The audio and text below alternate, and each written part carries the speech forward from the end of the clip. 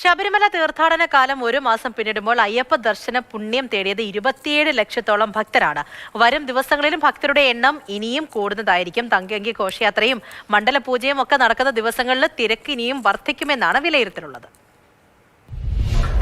ഭക്തിസാന്ദ്രമായ അന്തരീക്ഷത്തിലാണ് സന്നിധാനവും പരിസരവും. ചെറിയൊരു മഴക്കോളുണ്ട്. അപ്പോൾ മഴയ്ക്കുള്ള സാധ്യത കാണുന്നു.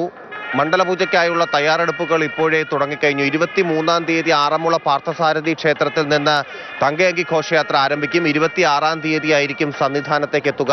27-ാം തീയതിയാണ് മണ്ഡലപൂജ നടക്കുകയും ചെയ്തത്. അതിന് മുന്നോടിയായിട്ടുള്ള തയ്യാറെടുപ്പുകളൊക്കെ ഇപ്പോഴേ തുടങ്ങിക്കഴിഞ്ഞു. പോലീസുകാരുടെ ടീം മൂന്നാമത്തെ സംഘം ഇന്ന് മാറിയിരിക്കുകയാണ്. അതായത് 1600 പേരടങ്ങുന്ന സംഘം മാറി പുതിയൊരു സംഘം ഇന്ന് ജോയിൻ ചെയ്തിട്ടുണ്ട്.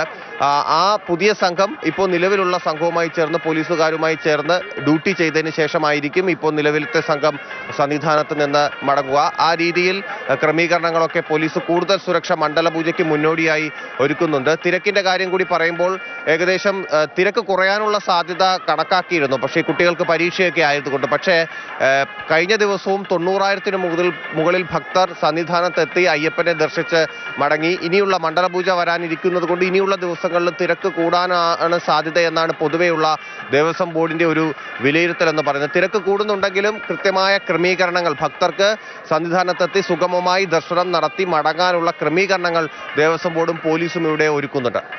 ബിജു വി എസിനൊപ്പം T S Harikrishna, Mathrubhumi news, Sannidhanam.